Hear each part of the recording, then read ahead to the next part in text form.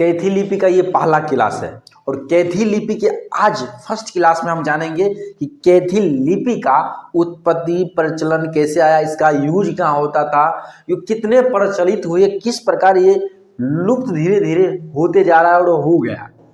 तो कुछ कुछ माइंड जो फैक्टर चीज होता है, जो फैक्ट है, इसके बारे में वो जान लेते हैं। सबसे पहले कैथी लिपि का जो इतिहास है, ठीक है, उसके बारे में जानेंगे। ठीक है, तो देखिए कैथी लिपि के इतिहास के बारे में जानने से पहले कैथी का मतलब क्या होता है ये समझिए, क्योंकि जब तक मतलब नहीं समझेंगे तब तक आप उसका अर्थ नहीं समझेंगे। देखिए कैथी शब्द का जो अर्थ होता है कास्थ, यानी कास्थ जो व्यक्ति थे वो समझिए एक ऐसे व्यक्ति थे जो लिखा जोखा का स्पेशल काम करते थे। क्या? लिखा जोखा का। इसके बारे में हम थोड़ा विस्तार में आगे जाके बात करेंगे, इतना समझिए। वैसा व्यक्ति जो प्रशासनिक और लेखा जोखा के बारे में पूर्ण रूप से रिकॉर्ड तैयार करे, लेखा जोखा पे ध्यान रखे और उसका हर एक रिकॉर्ड को बनाए रखे, उसको कास्थ बोला जाता था। ऐसे अगर बात करें कैथी लिपि का, ठीक है, तो कैथी लिपि का जो प्रयोग जो है प्रशासनिक, क्या प्रशासनिक और आपको लेखा जोखा में स्पेशल यूज हो जाता है। प्रशासनिक मतलब जो भी मतलब एक देश को कंट्रोल करने के लिए एक शासन व्यवस्था होता है और उस शासन व्यवस्था को बनाए रखने के लिए क्या किया जाता है, प्रशासनिक का छोटा छोटा इकाई बनाया जाता है। तो वो जो भी प्रशासनिक इकाई था, प्रशासनिक जो भी काम काज होता था, सबको इसी लिपि में हर रिकॉर्ड को तैयार किया जाता था, लिखा जोखा। ठीक है, जैसे दस्तावेज, चिट्ठी वगैरह, हर एक चीज, दस्तावेज यानी पेपर वगैरह हो गया, चिट्ठी हो, सब एक चीज, सारे चीज इसी से लिखा जाता था।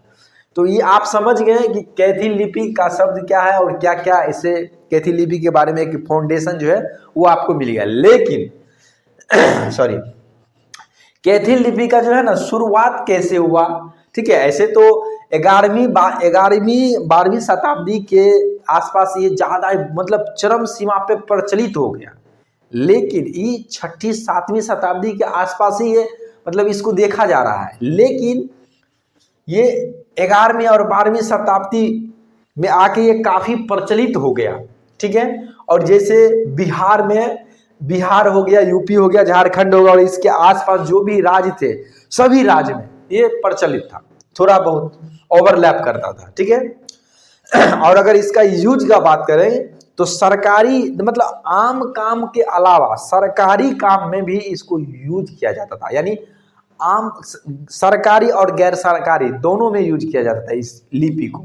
ठीक है, जैसे बोला जाए गवर्नमेंट की जितनी भी काम होती थी उस समय सब कैथी लिपि में अक्सर किया जाता था। ठीक है, और उसके जो है बात जो है, अगर ये आम व्यवहारिक जीवन में भी आदमी इसको लिखा जोखा रखने के लिए मतलब आम काज का मतलब काम में जो है ना इसको याद, इसलिए हम यहाँ पे लिख दिए हैं कि आम काम काज में भी इसको यूज किया जाता था, यानी सरकार तो करता ही था और आम पब्लिक भी करता था। ऐसे प्रमुख रूप से ये प्रशासनिक और मतलब प्रशासनिक यानी पूरे प्रशासनिक सेवा जो भी था उसमें तो पूरा इसका प्रचलन था ही। और एक जो है संवाद, यानी संवाद, एक दूसरे के बारे में जानना या कुछ लिखित रूप में देना, प्रस्ताव वगैरह पेश करना, सब जो था ना वो मतलब कैथी लिपि में था, यानी मुख्य संवाद इसको बोला जा सकता है। ठीक है, और इसका जो खासियत क्या था ये जानिए। देखिए जब तक कोई भी चीज का खासियत क्या था अगर वो नहीं जानेंगे तो उसको यूज किया गया ये आपको पूर्ण रूप से समझ में नहीं आएगा। क्यों? इतना भाषा था, इतना लिपि था, इसी लिपि को आखिर क्यों यूज किया गया? बहुत सारे लिपि था, तो इसका यूज करने का मुख्य कारण क्या था? देखिए हम यहाँ पे लिख दिए, ये एकदम साधारण था और ये तेज रफ्तार से लिखा जा सकता था। क्या? तेज रफ्तार से। ठीक है, और आसानी से लिखना पढ़ना, मतलब लिखने में और पढ़ने में भी इसमें आसानी था, एकदम आसान तरीका से लिख भी सकते थे और पढ़ भी सकते थे। और इसको अधिकतर जो है जो भी न्यायालय वगैरह होता है, जैसे अदालत के कामकाजों में यूज किया जाता था, कागज अदालत के जितने भी पेपर होते थे यानी कोर्ट के, या कानूनी तौर पे जो भी डॉक्यूमेंटेशन वगैरह का कार्य होता था, एक पेपर के हिसाब से यानी लिखित रूप में रिकॉर्ड तैयार किया जाता था, सब कैथी लिपि में लिखा जाता था। और उतना ही नहीं, व्यापार जो बिजनेस वगैरह किया जाता था उस समय, व्यापार यानी बिजनेस, तो व्यापार वगैरह भी जो किया जाता था उसका रिकॉर्ड सब कैथी लिपि में ही लिखा जाता था। और कैथी लिपि का मुख्य कारण बता दिए, अच्छा साधारण और तेज, आसानी से पढ़ा लिखा जा सकता था और एकदम मतलब अच्छा था, एकदम शॉर्टकट समझिए, एकदम आसानी से लिखा जा सकता है नॉर्मली। ठीक है, इस चीज़ को हम बात दोबारा रिपीट करते हैं इसलिए क्योंकि माइंड जो फोकस जो है ना उस समय इसको प्रचलित में लाने का यही था, कोई भी चीज़ आसानी से हो जाए, तुरंत लिखा जाए, कम समय लगे, बस इसलिए। अगर बोला जाए तो ये ब्रिटिश काल में जो है ना मतलब काफ़ी प्रचलित था। इसको आधिकारिक लिपि का दर्जा मिल गया, क्या आधिकारिक लिपि का दर्जा मिल गया, और उसी ब्रिटिश काल में इसका पतन भी हो गया।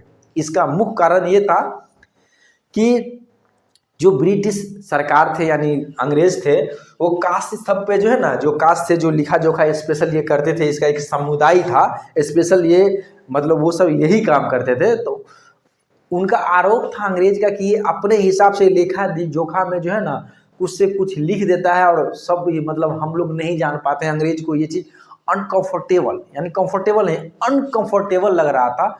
वो उस कारण से अंग्रेज बोला कि नहीं, ये सब जो है इसमें डाटा में यानी इसमें लिख में हेर फेर करता है, और ये जो है आम पब्लिक के साथ भी किया जाता है। इस प्रकार से भड़काने का जो है ना काम किया अंग्रेज, और धीरे धीरे जो है इसके जगह पे देवनागरिक लिपि और फारसी उसको धीरे धीरे लाना स्टार्ट कर दिया, और अंग्रेजी।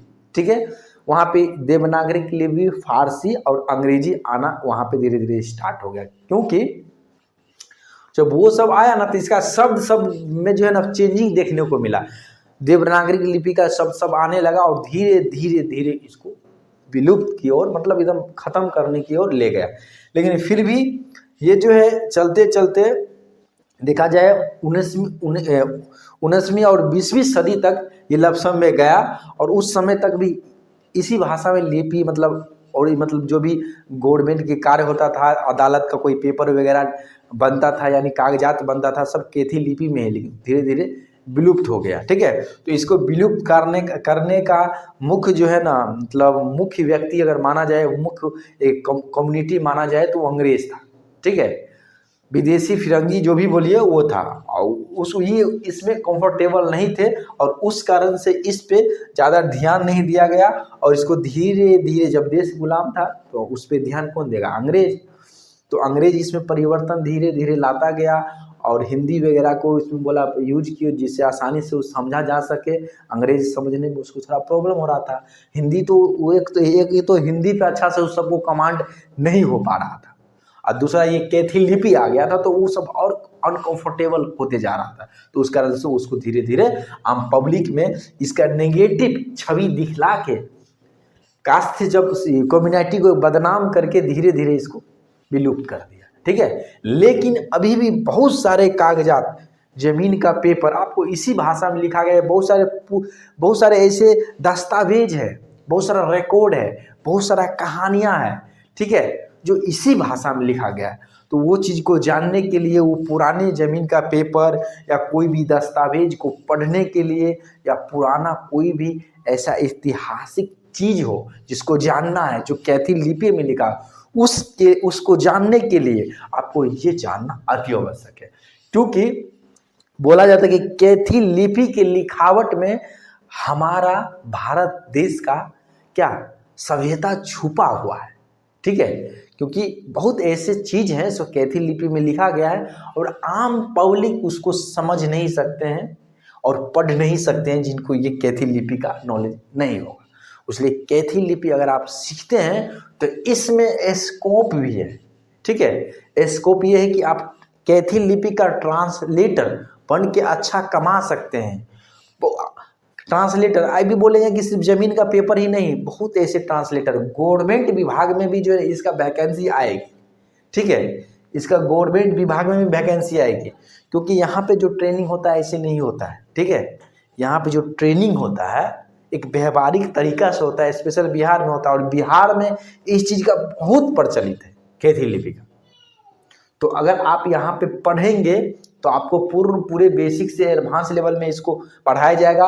और यही नहीं, आपको जो है ना बिकारी लिपि भी पढ़ाया जाएगा। क्या? बिकारी लिपि भी। तो ये अभी एक आप जो है इसका कोर्स कर सकते हैं एकदम नॉर्मल सा फीस में, नॉर्मल सा फीस में इसका कोर्स आप कर सकते हैं। आप जानकारी लीजिए, अमीन का ट्रेनिंग तो यहाँ होता ही है, और उसके साथ साथ आप ये भी अगर सीखना चाहेंगे तो आराम से सीख सकते हैं। ऑनलाइन घर बैठे आराम से आप इसको बारीकी से सीख सकते हैं। ठीक है।